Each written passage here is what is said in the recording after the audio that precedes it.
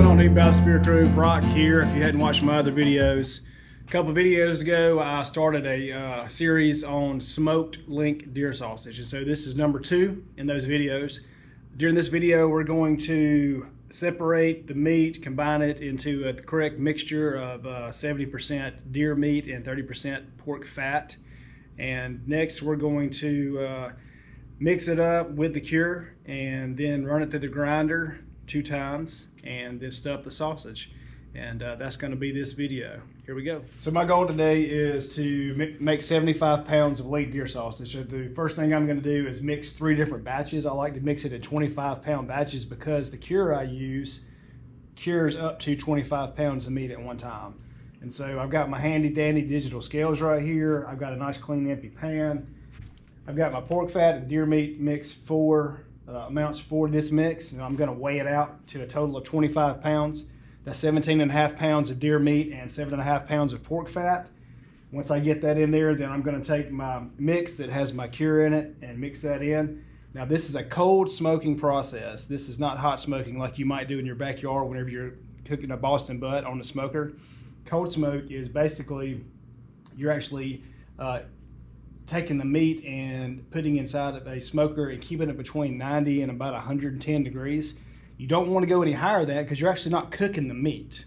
What you're actually doing is trying to infuse the smoke, the flavor of the smoke, into the meat. And from there, it actually gets put in the freezer, and during the year, you can put it on your grill and cook it as smoked links. So the first thing I'm going to do, I'm going to zero my scales here.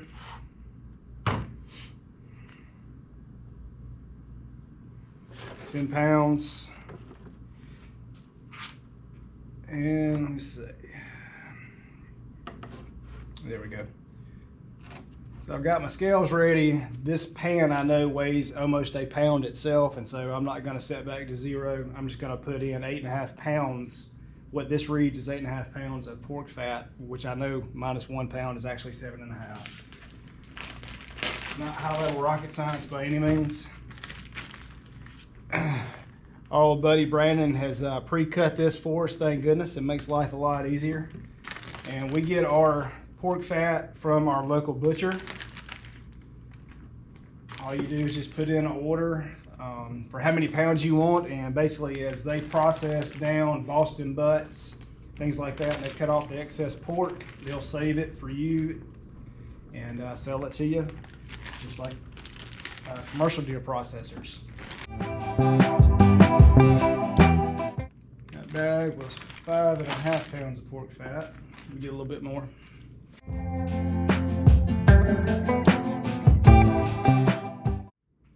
So the next thing I'm going to do is mix in my 17.5 pounds of deer meat.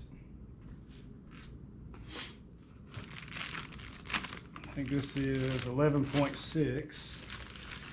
I've already pre-weighed this, so I'll just go ahead and pour that in.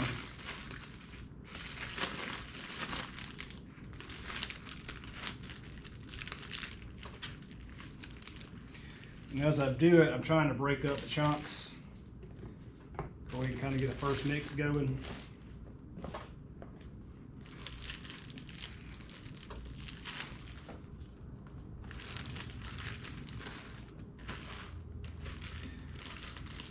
If you don't like cold fingers, this is not for you.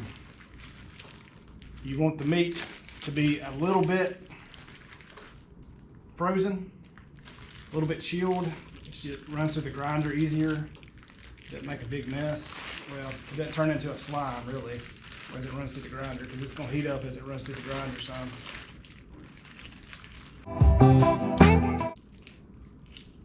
And as I do this, I try to pour some of the blood out of the back that accumulates in the bags as the meat thaws out.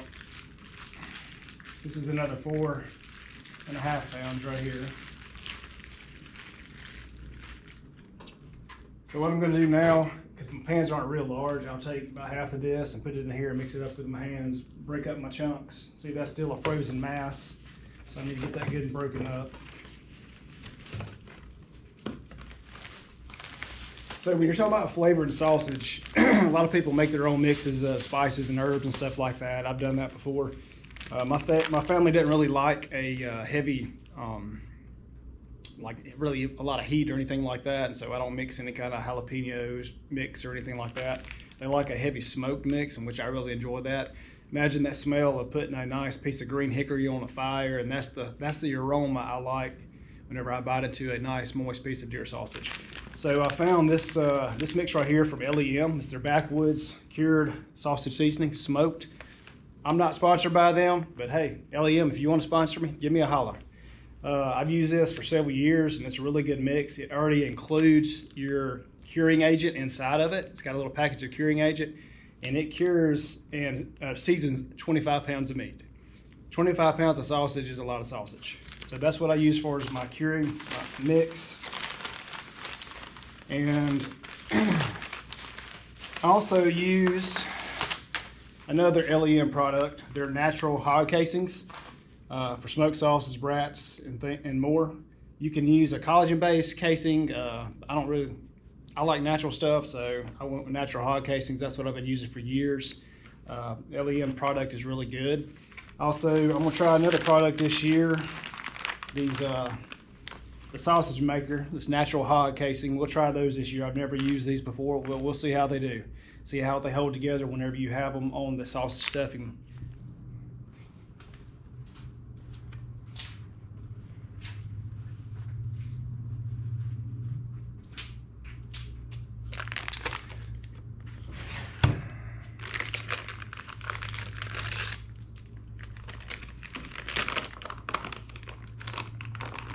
So what I'll do is take the mix. I've got it two different mixing pans just because 25 pounds in one of these pans is a lot. And also it helps to incorporate the mix and the cure itself. And so I'll sprinkle about half on each side.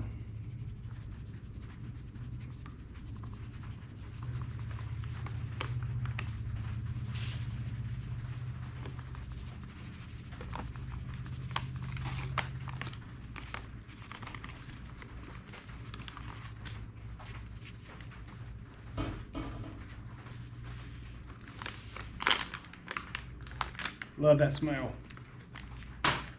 Now this is the little pack of curing agent that comes inside the LEM sausage seasoning. A little bit of cure goes a long way. So this little bitty package right here does 25 pounds of meat at one time. And the reason you have to put this curing agent in, this what people call it pink salt, because this is pink, is that whenever you're cold smoking in that temperature range is perfect growth for bacteria. And this curing agent stops that growth of bacteria while the sausage is actually curing at that 90, inside of the smoker, that 90 to 110 degree temperature. So get that in there. I'm going to mix it all up, incorporate both pans, and then combine them back together. And then I'll have this 125 pounds ready to go to the grinder. I'll sit it in the refrigerator. I'll do this 2 more times, so I have 3 pans of 25 pounds of mixed meat ready to go through the grinder.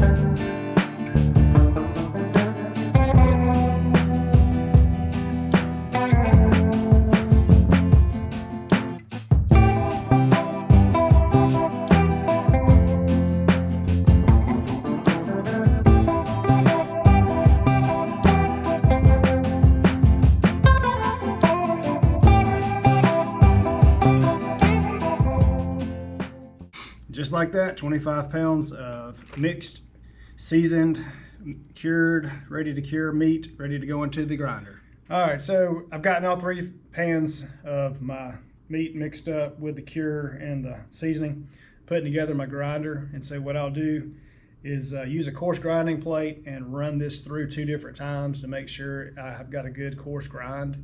And then we'll start stuffing the sausage. All right, folks, so here's my grinding setup. What I've got going on right here, I've got my pan of cured mixed meat. Got my grinder in the middle right here, so I'll run it through, let it drop in this pan, and I'll start bringing it back as it grinds, and I'm gonna run it through twice. I've got this little napkin on top of my grinder because as you pull meat out of here and put it in here, juice drops on there. I just don't like my mixer to get all slimy and stuff. But here we go.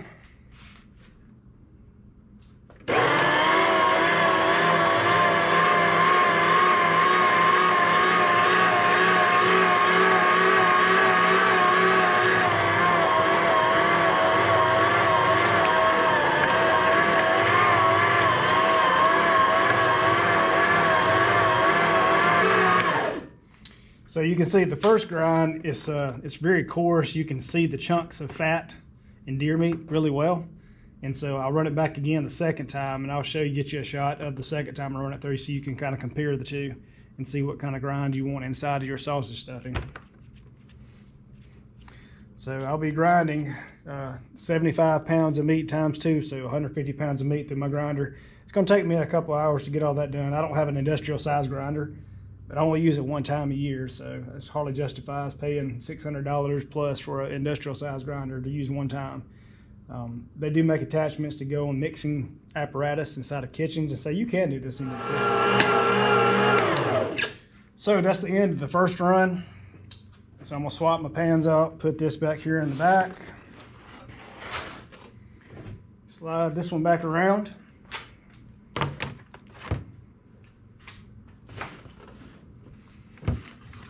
And I'll start my second grind. Now on the second grind, it helps because it's kind of, well, your material is mushy. So it helps is when you get about a half a handful, shape it with your hand like this, so you can load it into the throat of the grinder. It'll drop right down. That helps out tremendously because it tends to try to smush out of the throat of the grinder as you push it through.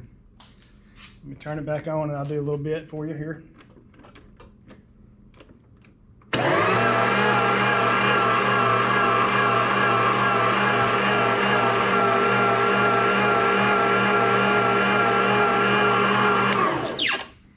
So that's the second grind. You can see the fat is much more incorporated into the meat.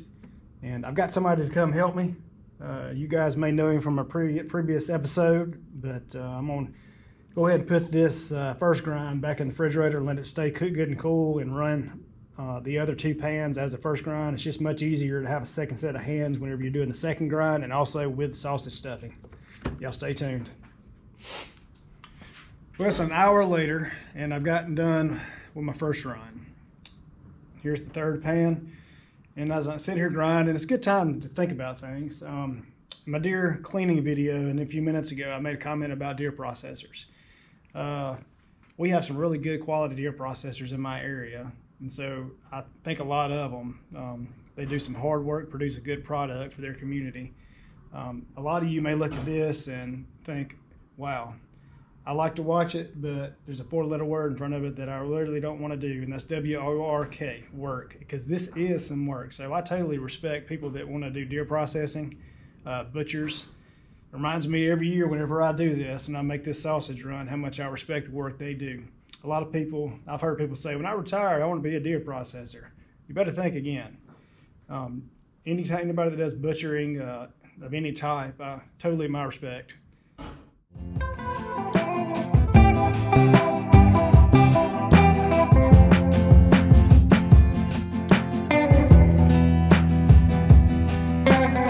So I just finished grinding my 6th pan or 3rd pan, twice. And so I'm gonna break this grinder apart so I can clean the insides.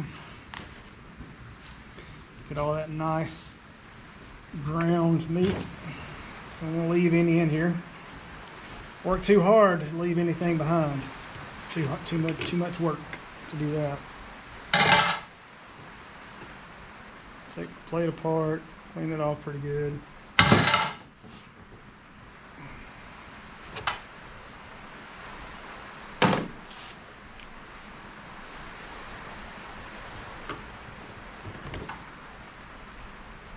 Just take my auger and get all that meat off my auger.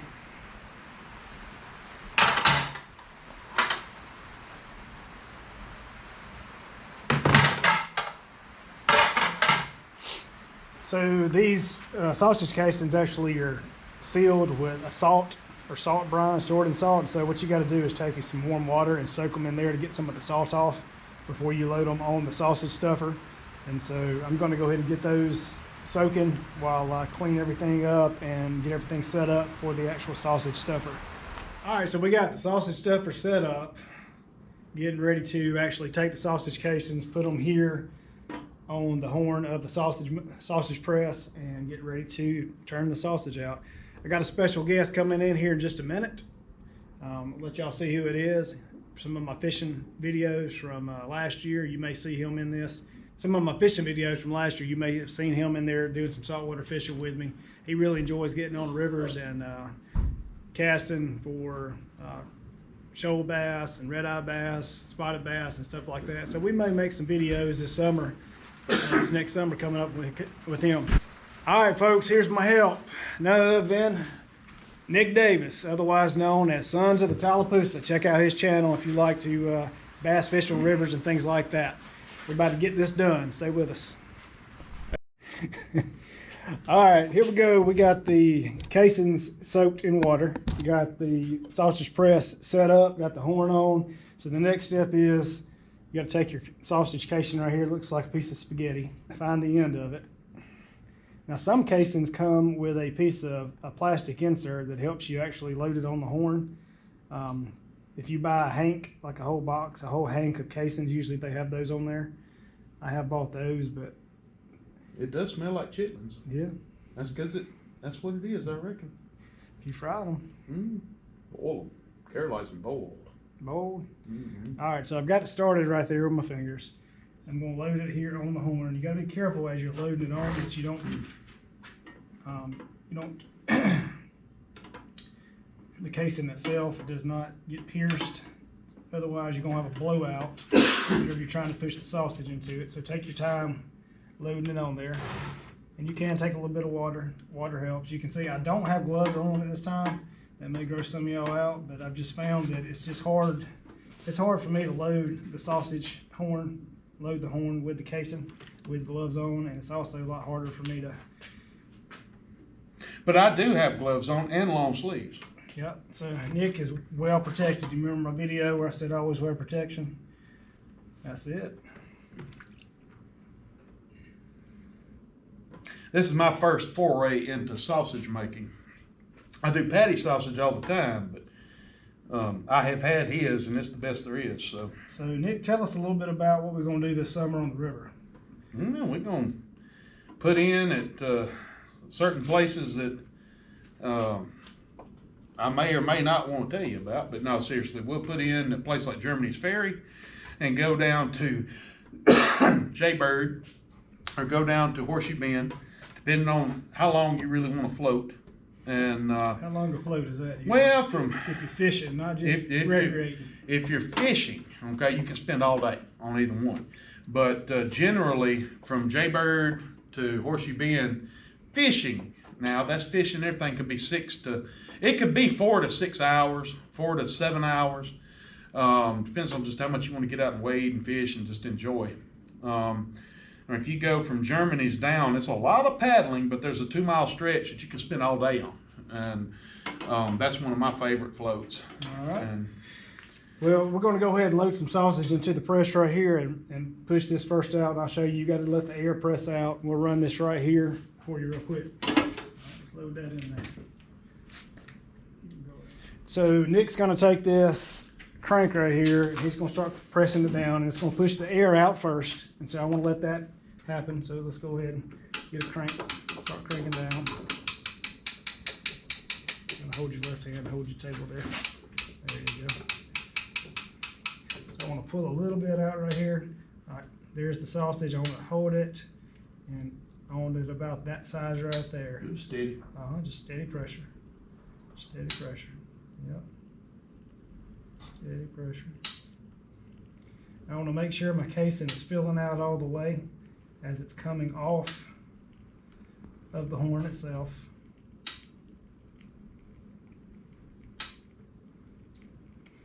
That's why it's just difficult for me to wear gloves during this process. That's why I do it by hand.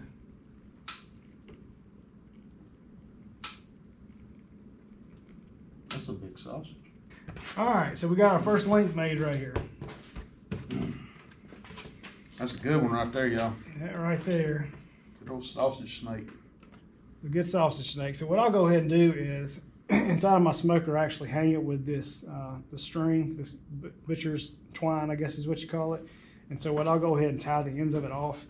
This right here is really a little bit too long for my racks. And so what I'll do is take something like this and cut it in half and then re-loop it. About the size of a good cottonmouth. How much does that weigh right there, Brock? That's probably about a pound. That's about a pound and a half. About 2 pounds. Yeah, normally a piece like that right there is going to be about a pound. So that's about 2 pounds right there. And so what I do with my string, if you try to tie it right on the end, whenever you put it in the smoker, it's going to come loose. And so what I do is come up about an inch. Take my string, just tie it overhand knot. Is that because it expands? Yep. Well, it shrinks actually. Yeah. So I've got a little bit of end right there. I'll tie an overhand knot right here, tie that tight, and then I'll take this little bit of sausage that I have in the end right here. I'll just push that back out. Well, actually, I'll just leave that right there. It'll smoke just like that. And I'll cut the other side of this right here. Such a big knife. It is a large knife. I'll tie another overhand knot on this side right here. Pull that tight.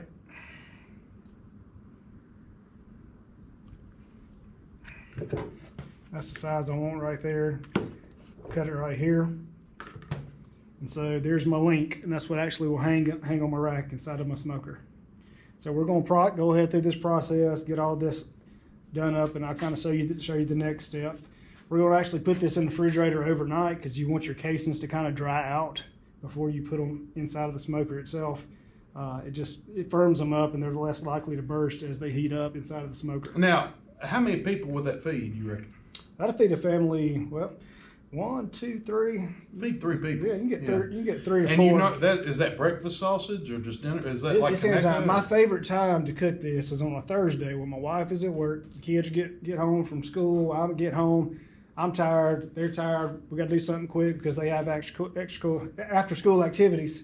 I'll grab some of this out of the freezer, throw it on the top rack of the grill outside, turn it on, let it thaw out a little bit, throw it on the bottom side, cook it to 165 degrees. You have to do that because this is cold smoked sausage. This is not hot smoked. The fat inside of it is still uncooked. And so just like Conecuh, has not been cooked. Has not been cooked. Not like kielbasa. Yeah, smoking is for flavor. In this case, cold smoking. It is not for the cooking process. So you want to make sure that whenever you cook it, it's 165 internal temperature. Cut it up in however you like to eat your sausage. Eat it sausage dogs. That'd be good in spaghetti. That's right. If you want to fire it up a little bit, kick it up a little bit, make you some onions and peppers on the grill. Goodfellas style. That's it. So, Polly all would right, be proud. we're going to process this on out, and we'll see you on the next clip.